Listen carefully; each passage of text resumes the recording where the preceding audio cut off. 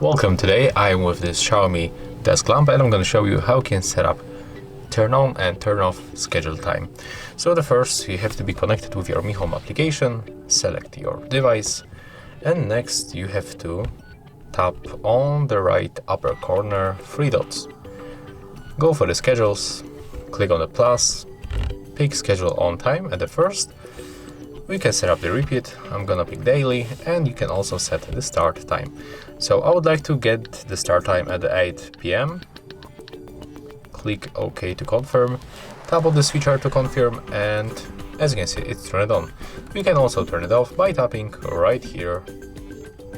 To set up schedule off time, select,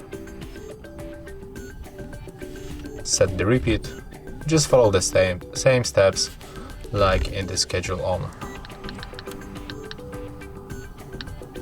Click OK, confirm, and that's it. As you can see, we easily set it up. So that's all.